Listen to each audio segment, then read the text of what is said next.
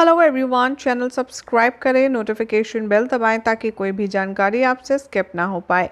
बात करते हैं जनक के आने वाले एपिसोड की। तो जनक के अपकमिंग ट्रैक में आप देखेंगे कि कैसे अब कहानी में आएगा 5 साल का लीव। 5 साल के बाद एक बार फिर से आपको पूरा नज़ारा, पूरी स्टोरी लाइन बदली हुई नजर आएगी। अभी कहानी के अपकमिंग ट्रैक में आपने देखा कि कैसे रौनक और यहाँ पर झनक जो है वो अपनी अपनी ज़िंदगी में काफ़ी ज़्यादा बिजी है। अनिरुद्ध एक तरफ जहाँ झनक को भूले से भुला नहीं पा रहा है, तो दूसरी तरफ झनक है जो नूतन बनकर अपनी नई पहचान को, अपने आप को नई तरीके से ढालने में लगी हुई है। तो अब कहानी में जल्द देखेंगे आपकी आने वाला है हाई वोल्टेज ड्रामा, जहाँ एक बार फिर से शो की कहानी में 5 साल का लीव दिखाया जाएगा।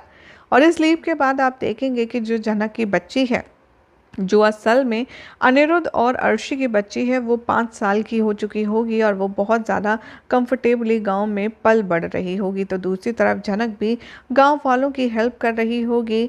गांव के औरतों को, गांव के लोगों को आगे बढ़ाने के लिए वो उनकी पढ़ाई से लेकर उनके काम में मदद करेगी। तो अब आप देखेंगे कि शो में होने वाला है एक गजब का सेलिब्रेशन, जिसमें दिखाया जाएगा कि जो अनिरुद्ध है वो अर्शी के साथ अपनी 5th वेडिंग एनिवर्सरी सेलिब्रेट कर रहा है। इतना ही नहीं, जहां पर इस आलीशान सेलिब्रेशन में अनिरुद्ध और अर्शी एक दूसरे के साथ काफ़ी ज़्यादा कंफर्टेबल नज़र आएंगे, तो दूसरी तरफ आप देखेंगे कि घर वाले अर्शी और अनिरुद्ध की एनिवर्सरी में अनिरुद्ध की बहन को लेकर के काफ़ी ज़्यादा टेंशन में आने वाला है।